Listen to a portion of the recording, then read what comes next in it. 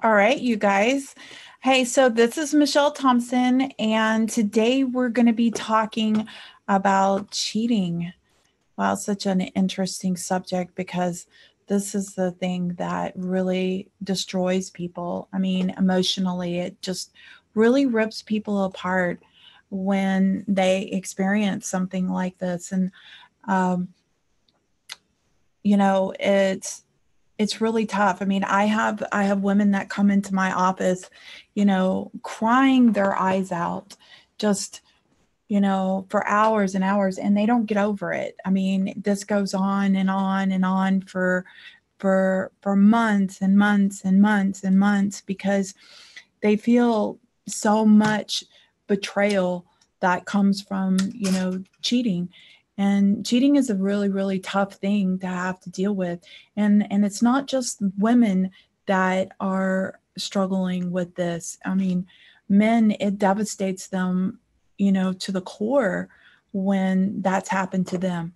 So I'm going to talk to you a little bit about, this particular subject. And because I think that a lot of people don't really understand the reason why this happens, and it's a really tough situation. Hi, Ellie, how are you doing? I don't have my glasses on, so I'm assuming that's Ellie. Hold on. Yes, hi. Okay. So, are you still with the guy, or did you leave him? And because I thought you said you were married. So you don't have to answer that question. You can, let me know privately or don't have to answer it at all. But so let's just talk about this because because I have people that come into my office and they're like, blind son of a bitch, blah, blah, blah, I hate him, motherfucker, blah, blah, blah, blah. I mean, they're just like, I burned his clothes. And I mean, they're just like really upset. They go, they go chase after him. They hunt him down. They do all kinds of stuff. I mean, trying to catch him in the act and they just keep on doing it and keep on doing it. And it's like continuously feeding the pain. Oh, you're welcome for the book. Yes, yes, yes. Um, so anyways, so what ends up happening is that we're continuously, hi Trisha, how are you? So we're continuously feeding that pain by, because we're chasing after them. And, like I was talking to one of my clients and she was telling me that, yeah, she knew that he goes to this one particular hotel. So she kind of waited out there to see if his car showed up. And, it's what we're doing is we're feeding that pain, and that pain's so deep. Okay. And it's so devastating. That sense of betrayal just really hits us hard. So what I want to talk to you today about is, why do people cheat? Why, why did you cheat on me? Why did you hurt me like that? I think that when a person cheats on you, um, it's happened to me before. So I, I'll just kind of talk from experience, my feelings. And it was the fear. The first thing that happened, there was two emotions that came up with me. And I have some kind of like thing going on with my eye. I have no idea why. It's like red in that spot. So I accidentally like poked my eye when I was doing my mascara until it's like, now it's like all, I thought he'd go away. Anyways, so so there was a couple of emotions that happened with me. One of them was that I felt I was, because this was many years ago, but I felt like that I was going to lose him. Like that fear of losing him to someone else came up. It wasn't that he stuck his thing in somebody else. That wasn't, it was because he stuck his thing in somebody else, I will lose him. And that was more of the issue than anything else. It was the fear of thinking that that was going to happen. The other emotion that came up was his attention is going to be somewhere else. He's not going to be giving me the attention that I want. And this is why he's acting this way, is because his, all of his love is going over here and not to me. So it was, and so those were the emotions that I was experiencing, you know, when that happened. So I think that a lot of times that sense of betrayal and everything is, you know, that fear that you're going to lose the person, that somebody else is going to whisk them away. But so now that we've kind of talked a little bit about those emotions and everything, let me see, a long time ago for me. Yeah. Anyways, so let's talk about why people do that. Okay. Well, the first answer is, oh, they're a jerk, son of a bitch, bitch, whore, slut, you know, the whole 9 yards, right? Those are the words you want to go for. And the reality is there's always an underlining issue. Now, there are people out there, and I'm not going to say that they're not, okay? But there are people out there that have deep psychological issues that feed this behavior, and it really doesn't matter what shape the relationship's in, they'll still behave that way. So let's take those people out of the equation and let's look at the average person that cheats, okay? Because most people that cheat do not have deep psychological issues. They're cheating for other reasons. So a lot of times what happens in a relationship is that you start getting really busy with your life, and you're, you know, so you come home, you take care of the kids, you or you do your chores, or you sit down and you watch Netflix or something. You know, your life becomes very routine and very stressful. And it's like, so let's say you have kids, so you get up in the morning, you get the kids ready for school, and then you go to work, and then you come home, and you have to do homework with the kids, and then you have to cook dinner, and you have to clean your house, and you have to do laundry, and you have to do all this stuff, and then you're just wiped out. You're just too tired to nurse the relationship, and so you just go to bed. So the partner in the relationship suffers, and both partners suffer, by the way, when this happens. But a lot of times it's one person that seems to be suffering more than the other, because it's the person that tends to have the love language of touch that you know, that needs that emotional connection, that suffers the most. So what ends up happening is that somebody comes along that starts giving them attention, and most of the time, you know, a lot of times people don't intend to cheat. They start off with, you know, kind of trying to keep the person, you know, at arm's length. You know, and it doesn't always start off with some girl like trying to seduce your husband, or some guy trying to seduce your wife. A lot of times it just starts off with just talking. And sometimes it's an ex that comes back into the picture, and they start trying to play that role again. For whatever reason, they're in a crappy relationship, and they start remembering you, and they start calling you. And so, and a lot of times what happens is that when two people are in a shitty situation, they start feeding off of each other's problems. So we're like, well, how are you? I haven't talked to you in a long time. I heard you got married. I heard you had kids. You know, it starts this little innocent conversation. And then before you know it, they start talking about, do you remember the time you did this? Da, da, da, da. Do you remember this? Do you remember that? And I remember this. I remember that. And you start reminiscing on all the wonderful times you had. And you start like feeling really sad in the fact that you don't have that in your life anymore, that you don't have the companionship, that love, the holding hands and the cuddling and the kissing and the making love every day, and the passion, and all of that just gets taken out of the relationship due to life. And so one of the two partners will typically, when that happens, will not go out seeking it most of the time. Okay. Now, granted, there are exceptions to the rules. Okay. I'm not saying, because one of you guys is probably going to, I don't have my glasses on, so I'm not reading yet, but one of you guys will probably end up saying, oh no, he went looking for it, and he did it multiple times. Well, a lot of times it ends up becoming an addiction after you start it and that relationship doesn't work out, because you don't want to leave the person that you love, because you think that eventually it's going to pan out and the kids are going to grow up and you're going to be able to respark that relationship, and there's too much invested in what you have to ruin it over, leave that person. That's, these emotions come up, and I hear these stories a lot from, this is how I know these things, because I hear these stories from people from both sides. I hear the, I'm bored, I have, we don't talk anymore, we don't communicate, we don't kiss, we don't cuddle, we don't hold hands.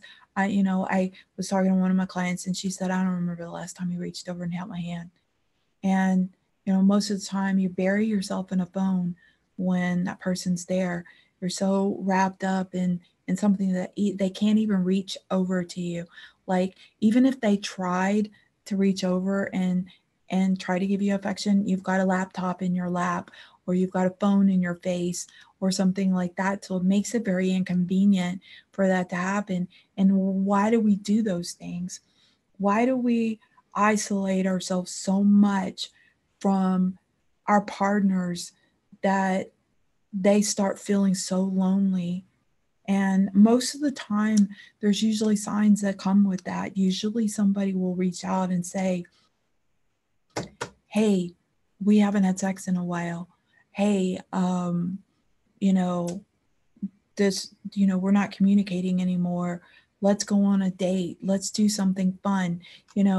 Sometimes the person that really needs the affection and really needs all that stuff is going to be the one that's going to say something, because it's an inner need that they have.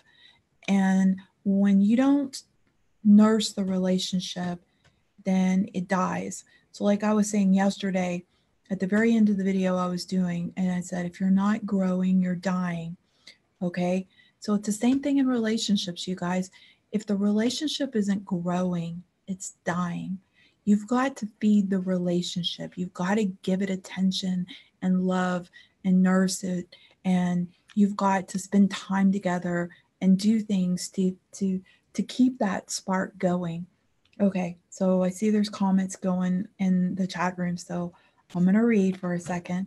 All right.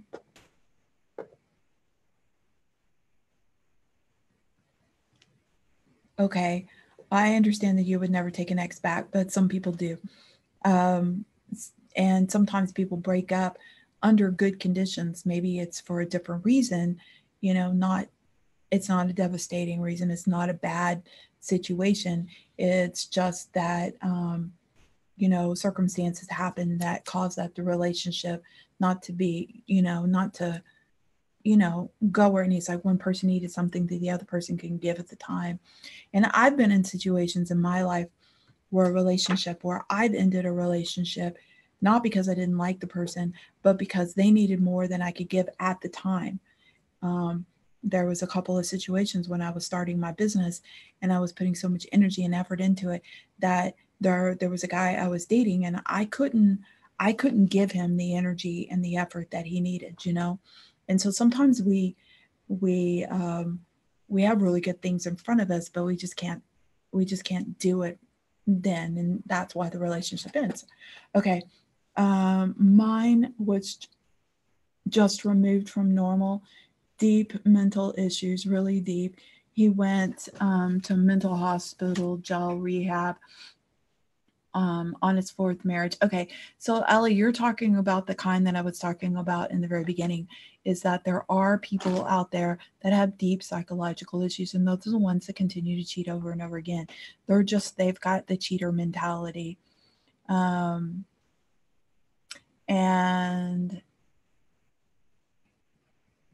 yeah, absolutely, Ellie, you're not alone. I agree with Trish. Okay.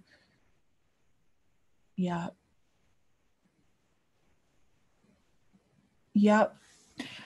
Well, that's funny you said that, Trisha, because you're really right. Because a lot of times we just subconsciously we know that that relationship isn't right for us. But so I was dating this guy that was an acupuncturist, and this was when I first started trying to get comfortable, and I can't seem to get comfortable. I was dating a guy that was an acupuncturist, and um, and he was a really awesome guy, and we got along so well. And we had so much fun together. We laughed, we cut up, we did a lot of fun things, and friendship wise, he was like awesome, you know. But he was falling for me really hard, really fast.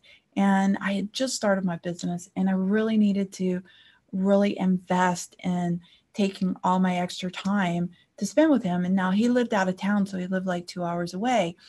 And so he would come in every Friday and we'd see each other every Friday. So I thought it was the perfect scenario for me because I could, see him once a week. But as he started really getting close to me and really falling for me, he wanted more time. He was like, I'm going to stay in town um, for the whole weekend, and I want to spend that time with you. And I was like, I can't do that because I've got this, and this to do. And he got really upset. Um, and and he was really pushing, he's then he got very aggressive about it, start pushing for more. I want more in this relationship. I want more. I want more. I want more. And I was like, I can't give you more, not right now. Maybe later, once this whole business thing is, off the ground and it's running really well, then I can. And so years later, after business got good and I was doing really well, we he sent me a message, just a text message saying happy birthday. And I was like, wow, it's so nice to hear from you. I am so glad, I thought maybe you were mad at me because, of what happened. And I'm so glad that you texted me. I really miss you. And he goes, what are you doing Friday night? Let's go out. And I said, oh, I would love that. So we went out. And we went to this really cool Mediterranean restaurant where they have belly dancers. And I got up and I started belly dancing, and we had so much fun. And it was just such a blast. And then he reaches over and puts his hand on my hand and he goes, where are you at in your life right now? And I said, well, my business is doing really good. I have extra free time in my life, and I'm in a position where I'm ready to actually put the effort into a relationship. And he said, you want to try again? And I said, yes. And we started to see each other, and suddenly he started ghosting me, and I sent him a message going, hey stranger, what's up, and he sent me a text message and said, I guess I'm just not really that into it this time. I was really into it before, but now I'm not. Sorry. And I was like, I busted out laughing and thought, well, he got me back. And so yeah, Trish, you're right. Sometimes it just doesn't always really work. And I haven't seen it work if you try it again. But honestly, I thought that the reason that we broke up was because, of me and where I was at in my life. But anyway, we're getting off subject. On the subject of cheating. Okay. So I thought this was really an important video to do because so many people have, really gotten hurt because they're like, why do guys keep on cheating on me? And or why, or maybe it just only happens one time, and this pain lingers for so long because, and it's so hard to get over, and everything's taken so personally. But the reality is that pretty much almost any relationship, even a really healthy one that starts off good and a really good guy and a really good girl, the chances of one of those two people cheating is still fairly high, because if the relationship is not fed, then those basic needs that we have as human beings, you start feeling lonely inside, and those needs start to kick in, and you're asking for your partner for more, and you're saying, hey, I need this attention. I need you to show me love. I need you to do this. And they're just not doing it because they're too obsessed with work or whatever it is that they're doing, like I was at the time. And you get so wrapped up in what you're doing that you stop taking care of your partner. A lot of times it's kids, it's all the responsibilities that we have. A lot of times it's work, and there's just all these things that we have to take care of, and we're working a lot, and we're just not nurturing the relationship. We're not taking time out. And if you have to work a lot and both partners don't get to see each other very much, when you do see each other, you need to make it special. You need to, Shane had to do this whole working nights thing for a couple of months, and I barely saw him for like 2 months. And so the first day that he wasn't working anymore, he said he was going to go take the dogs for a walk, and I was like, I'm going with you. And I mean, I literally like grabbed his hand without even asking and just held his hand the whole time we were walking the dogs. I started reaching out and for that affection. I started, because those situations can literally cause a wedge. Just a minor situation like that can actually destroy a relationship, because you can get into the habit of going to bed by yourself. You can get into the habit of doing things on your own without your partner. So you might usually go to the grocery store with them or something, and now you're getting into the habit of doing things by yourself. And when you get into the habit of that and you don't take care of the relationship and nurture it, then what ends up happening is it starts dying. So the biggest problem is the same thing that I said yesterday. And it goes in all aspects of your life. If it's not growing, it's dying. That means that every relationship needs to continue to grow. A friendship needs to grow, a marriage needs to grow, a parent-child relationship needs to grow. Every relationship needs to grow. It never stops. It's always work. It's always something you have to put energy into. You have to nurture your relationships. If you're not nurturing your relationships, then it's going to die. Absolutely. I agree with that, Iowa. In fact, but here's the symptom of no sex is basically really kind of what I'm talking about. I'm just not being so bold about it. When you're not nurturing the relationship. So that's basically what I'm saying is, if you're not connected, if you're not doing things together, if you're just coming home, watching TV and going to bed, and you're not giving to the relationship, like if you're not doing anything to create that energy between you so that that can evolve, so that that can happen, and you just go to bed and you put your laptop on your lap or something like that, or you sit there and play on your phone in the bed, or you go into the other room and you stay up late when the other person goes to bed, or you don't notice that they're putting on something sexy, or you don't allow the opportunity to be created because you're keeping yourself so busy running around doing everything that they can't even grab you to do anything. And sometimes, so let's talk about why a woman stops having sex with a man. Okay. And she doesn't realize what she's doing and how she's destroying the relationship. Okay. It's so important that you keep the intimacy, because if it's not growing, it's dying. Okay. The reason that women quit having sex with men is a couple of reasons. Okay. One is because he's not communicating with her.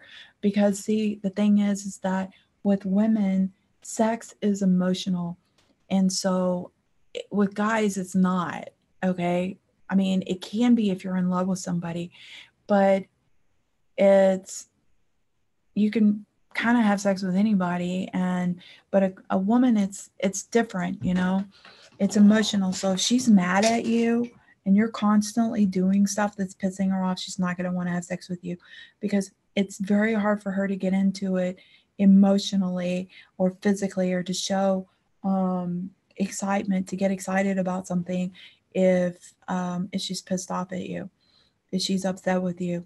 If you won't communicate with her, you're not taking her out, you're sitting at home watching Netflix all the time, and then you walk over to her, slap her ass, and say, like, hey, let's go do this, she's not going to be interested. Okay? It's just not going to happen. If you're constantly insulting her, getting on to her, upsetting her, making her feel like shit, lowering her self-esteem, and guys do this without even realizing it. I mean, they really do. They don't realize that they're being a dick. And, you know, well, exactly. That's my whole point. Trisha just said it. You start losing respect for that person. Like, who wants to be sexual with somebody who just said, you know, pointed out every mistake you just made that day? You know, like, oh, you forgot to turn off the lights, or again, and, you know, constantly pointing out everything that you do wrong. Well, the first time somebody comes along and starts sending you text messages and saying, you know, like an ex-boyfriend or something like that comes along and starts saying to the female that, you know, oh, I remember how sexy you are and how smart you are and blah, blah, blah. You know, that was one thing about you, is how intelligent you are. And you and I used to talk for hours, and I remember that. And he starts wooing her. That emotional content is going to start moving over here. And most likely she'll probably end up sleeping with him. And so a lot of times when there's no sex in a relationship, it starts off, you know, I usually, when a guy comes into my office and tells me his wife stopped having sex with him, I usually ask him what he did wrong, because a woman doesn't just stop having sex with a man. Okay? There's very, very few circumstances with situations. There are circumstances, just like there's guys that are total, you know, with psychological problems. There's also women with deep-rooted issues, like they've been molested as a child. They don't have a high sex drive because of that, because it's bringing up memories and stuff like that. So yes, sometimes you get a woman like that, and that has nothing to do with you. It has to do with her emotional issues. Okay? And by the way, you can work on that. I have worked with many women that have been sexually molested that have actually been able to rekindle their sexual relationships with their husbands. Okay? Hypnosis helps a lot with that. And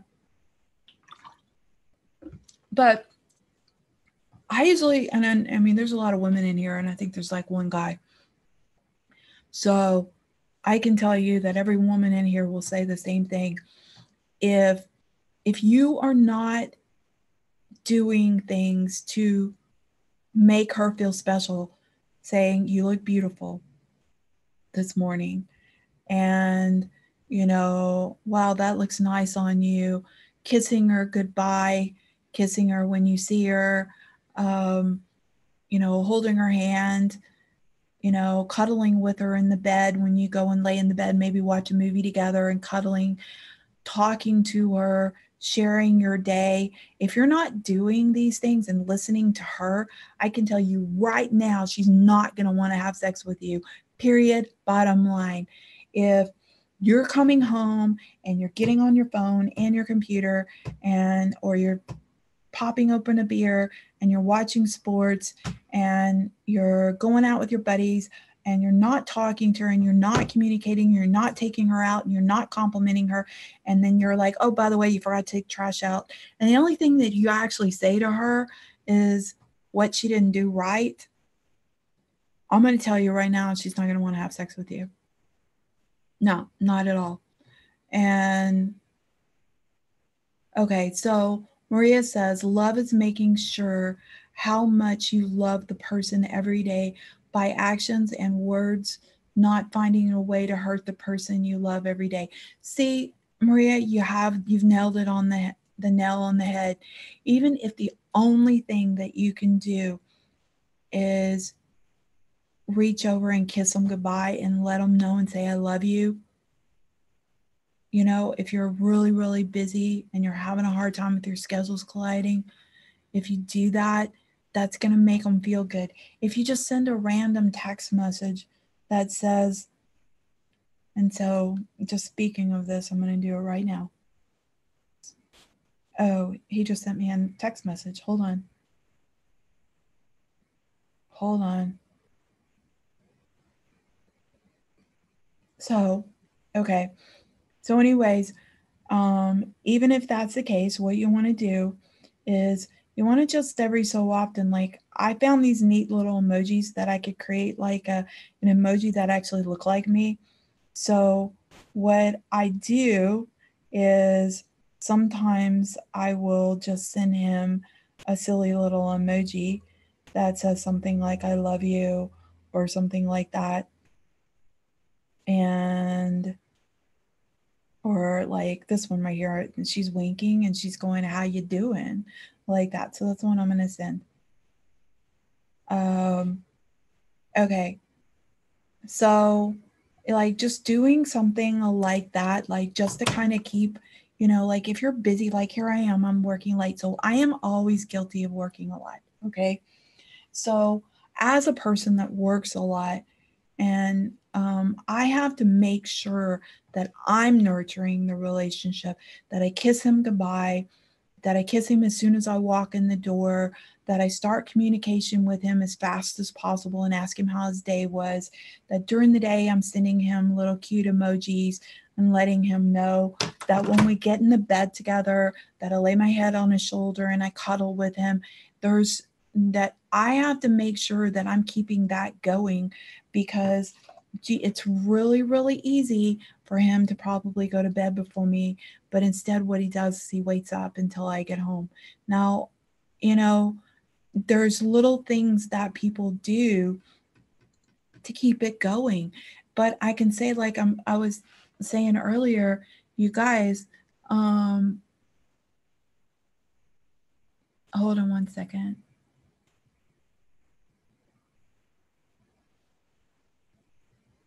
Yeah, so anyways, if she has high self-esteem, she won't put up with put downs. Absolutely, I agree. But sometimes guys, you know, like I have this one client that he does that and he's like, I don't know why I do that. It's like it comes from my mom. My mom's always doing that to me. And I'm like, well, but don't do it to her. And we ended up having, I told him, I said, you need to bring her in. So she came in and we were talking about self-esteem and his self-worth and what really gives him, drives his self-worth and what makes him feel like a lack of self-worth as a man. And so then we talked about hers, and I told him, I said, when you do that to her, it's the same feeling of lack of self-worth when like you get if you're not succeeding. And he went, oh, really? That's how you feel? Like he was oblivious. Okay. And he's a really nice guy. He's not a bad guy. It's just, he just doesn't always agree with our parenting things and gets mad at her over stupid stuff. And so he's like, oh my God, that's how you feel. I'm so sorry. And he reached over and he hugged her and kissed her. And she was just like this, you know, like she didn't want to accept his hug. And it's because she didn't believe him. And she was feeling cold. And so the kind of thing I would hear, if I hear from him, is she never wants to have sex with me. And I tell him all the time, well, I wouldn't want to fucking have sex with you either because you're a dick.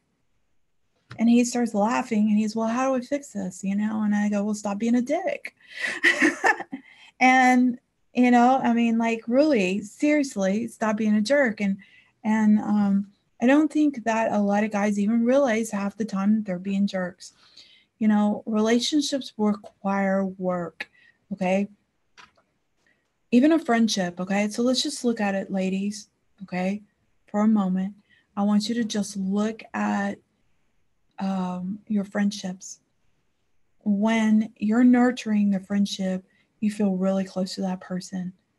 And then suddenly you get busy and time passes and you're not nurturing the friendship and you just don't feel as close anymore, you know? I mean, you might be able, some people you can just pick where you left off at. And other people, there's feelings of resentment that kick in, just like a regular relationship. Well, you haven't called me in a while. Why are you, and I've just been busy. It's not good enough sometimes. And I found that happen with me because I get really busy and I find that sometimes people get upset with me. I'm like, that's not good enough. And I'm like, oh my God, if you only knew how busy my life was. I mean, the fact that I have time to call you or that I'm making time to call you. And so these, I have to make the effort to call the people that I love on a regular basis and let them know that I care about them by showing them that I love them in the way that they understand love. Okay? Not the way that I want to do it, but the way that they understand love. So, so, um, doing projects together or like my mom is about spending time together and phone calls. Okay. And so she likes, because it's a time spent thing. So I have to call her and I just talk to her about whatever. It doesn't matter. We'll, you know, like I'm setting up this whole craft thing and I was talking to her about that and I was telling her about some of the things I was going to do. And then I asked her, like, could you help me? I want to get my sewing machine working. Could you come over and help me get it set up so that I can, like, start doing that and making a few things and everything. So for her, that's me saying, I love you because I'm inviting her to come over. That's me spending time with her doing something that she enjoys. And that's the way that she expresses love and experiences love. So, um, but if I was to do something different, she wouldn't feel like that was enough or that wasn't okay, and she wouldn't feel loved. Okay. Because I have to make a conscious effort to take the people that I love in my life and express my love for them in the way that they understand love. And so my daughter, she's, she likes to talk and sometimes vent. And so, and she likes to share her experiences. So like the other day, like she wants me to help her with problem solving and stuff like that. And so anytime she has an issue or a problem, she calls me. Okay. Now I'm not talking about a relationship problem, or something. I'm talking about just anything. Like she called me the other day and she was in Hobby Lobby and she couldn't figure out what to buy for decorations for Christmas. So she puts me on FaceTime and she's sharing the experience with me as she's going. And I'm like, no, get that, buy this, do that. And she's like, and so like I'm helping her and she's like, if you don't know what to do, you always call your mom. and that's the way that she experiences love, is through me helping her in her life with whatever it is that she needs, picking out something, decorating something, doing something, whatever. It doesn't matter. Whatever it is she needs help with something. Like she had surgery because she got a boob job. And so I came over and I just took care of her that day. I was helping her with something. So that's the way that she experiences love. That's what she needs. And so like, and it's so you think of, okay, so I'm bringing up friends and family because we always seem to do those things for those people. But when it comes to our relationships, like our sexual relationships, our romantic relationships, those are the areas that we tend to suffer the most. And those are the ones that we don't nurture as much as we'll nurture our friendships or our family or something like that. So you need to be putting the energy into your relationship the way that you would put it into any other kind of relationship. And you need to nurture the relationship in the way that they experience love. versus the way that you want to experience love. Because if you do that, at a certain point, they know what you need, okay? Like Shane knows what I need, okay? He does. He knows what I need. He knows what I want. I don't have to tell him 50 zillion times. And if he chooses not to do it, that's on him. And that's, it is what it is, okay? So we're at a stage in our lives where I shouldn't have to tell him what I need. So I just don't. I don't do that. What I do is either I go and I take what I need, like just walk up to him and wrap my arms around him and hold him or cuddle up in his arms or something like that, or I give him what he needs. Okay. So I'll I'll put the energy out there and take care of his needs in the way and let him experience me giving him love in the way that he experiences love. Okay. And as long as you're doing that, if you're putting the energy out into the relationship, you won't have a cheating spouse.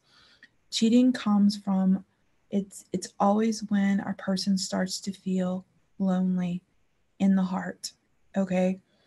Now, again, there's a couple of different circumstances that will change that. That's people that are just sick in the mind. Okay?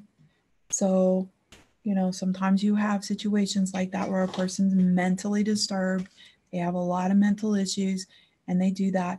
But most of the time, the reason that people cheat is because they they've been in the relationship for an extended period of time, and it's getting boring for them, and they start seeking, like they're aching for love, they're needing it, and when they reach out, they're not getting it, and it's like no matter how hard you try, you're really trying to get love in this relationship, but it's the relationship's not being fed, so the relationship's not growing.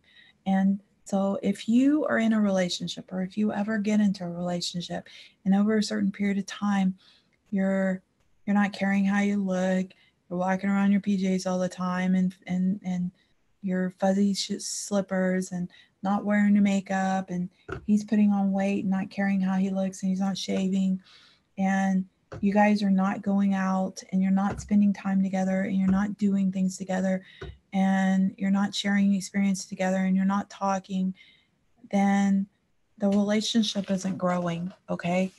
And if you're not giving to her and you're not showing her love, okay, she's not going to want to have sex with you. If you're not showing her love and making her feel good and making her feel honored as a female in this relationship, she's not going to want to have sex with you, guys. Period. Bottom line. Okay? Because she doesn't feel fulfilled. It's like, why don't I want to have sex with you? Like, you know? There's nothing being given to stimulate that. In the beginning of relationships, we're always putting our best foot forward. We're always loving and caring and showing and expressing, and and you put on your best dress and you're checking with your friends, do I look okay, do I look okay, and and trying on 50 different outfits. Now you're just like, I don't care. You just don't care anymore.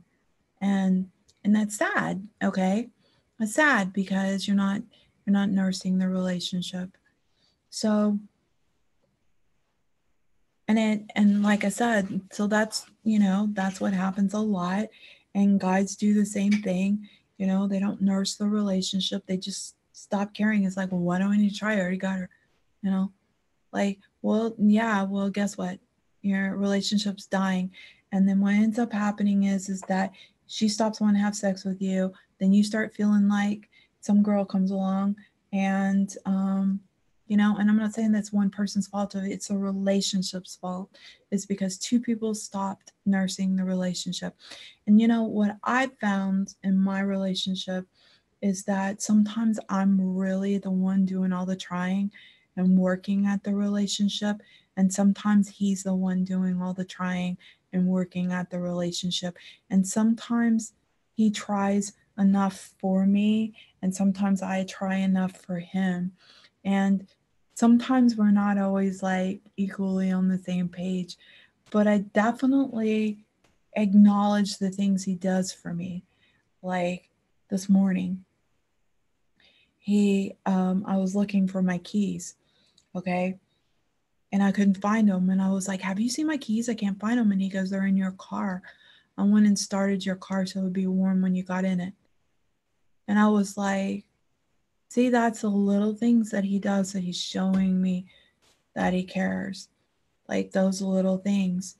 And so, like, sometimes I'll say, like, I was just talking about the Jenga thing, and next thing I know, he's already bought the wood and he's building a life-size Jenga. You know, he shows his love in different ways, and sometimes he's working harder at it, and I'm not working as hard. And so it's like this, like that. I'm here really late, and he's over there making a Jenga game for me, and trying to set up the Xbox or whatever so that we can play together. And you know, so there's a lot of things that that we do in relationships, but we've got to, you got to acknowledge when the other person's doing it and look at the relationship overall and say, okay, sometimes I may be stronger, sometimes he may be stronger, maybe I'm loving him more, maybe he's loving me more. But in general, you've got to keep that relationship growing. Keep it growing and keep doing things to nurture the relationship. And as long as you're doing that, and then the relationship will grow. And if it's one-sided and it's only one person is doing everything, then and it's like that in the very beginning, well, you probably shouldn't even attempting this relationship. I suggest you create an exit plan before you get too in depth in this relationship, because things don't get better ever, they get worse. And so you as a relationship moves into a more comfort zone, you have to really make a conscious effort to try and really put forth that effort in making the relationship strong and keep it growing and doing things that makes it good. So some ways that you can do this is you always want to celebrate your successes together, overcoming obstacles. You want to be each other's strength in the hardest points. And and um, the one of the things that I've found that happens, like when things are real, like things get bad for me, Shane kicks it into really high gear and he becomes my strength. I mean, he really like kicks it in high. So it's like he starts carrying me so I don't fall. And the thing is that um he's not a perfect person. He can get moody and he can be irritable and he can be a total butthead sometimes. But in general, overall, he always takes my feelings and my thoughts and everything into consideration about what I want. He'll ask me when he's at the store, is there anything that you need, when he's at the grocery store, so he's considerate. And these are things that you need to do. A lot of times we get so wrapped up in our lives that we want to live a single life, but we want to be in a relationship. And a relationship is a relationship. It's when two people become one, and they need to be acting as one, not two. Okay? And there needs to be healthy boundaries, and then there needs to be healthy connections. So when there's good things going on, you need to celebrate it together. So if you in your successes, you need to celebrate that together.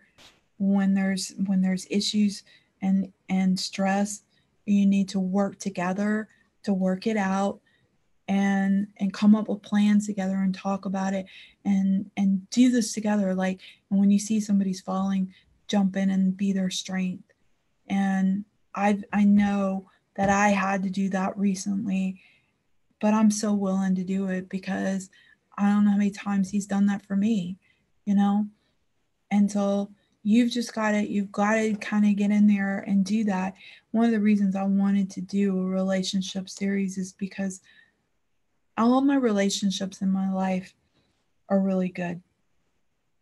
And they haven't always been that way. And I'm happy with my relationships. I'm happy with my friendships. And I'm happy with my family. I'm happy with my relationship with my kids. And I'm happy in my relationship with my husband. And I feel like that the reason that everything is good in my life is because I changed. And I stopped expecting things from other people and I just started giving. And I didn't give with the expectation that somebody's going to give back. I just gave because I love them. And that's it. And if you can't give because you love somebody and you're only giving because you're hoping you're going to get something back, then you really don't love them. That's not love. That's just energy exchange. You give to me, I give to you, and then we're all super happy. Okay. Well, that's not how love works. Love is something completely different, and it doesn't work like that. So if you really love somebody, you're not gonna behave that way. You're just gonna do it without the expectations, and you're gonna understand that people have bad days. I have bad days. Somebody else is gonna have a bad day, and nobody's gonna be perfect all the time. They're not gonna. They're gonna have days where they're not always in the best mood, and it's gonna happen. Shit's gonna happen. But overall, if you understand the person, then you'll understand why they're behaving the way they are. So, anyways, um, what is this that you just sent a link of? The something Atlantic magazine. Never heard of it. All right. So, anyways, that's my rant, and I will tally this up now. So you guys have a fabulous evening. Oh, gift for later. Oh, okay. Well, I'm going to see what it is real quick. I'm just curious now. TheAtlantic.com. Why are young people having so little sex? Okay. Despite the easing of taboos and the rise of hookup apps, Americans are in the midst of a sex recession. Well, that's interesting. Okay. That's interesting. All right. I guess good reading for everybody to read later. Anyways, y'all have a fabulous day, and hopefully maybe this something just to think about. Okay. If you are having issues in your relationship and you do have a cheating partner, I suggest a problem. It's not usually the problem. People don't normally just go out and cheat. It's usually the reaction from something that's been going on for a while. So have a fabulous day, and hopefully this helped you. And I will see you later. Bye.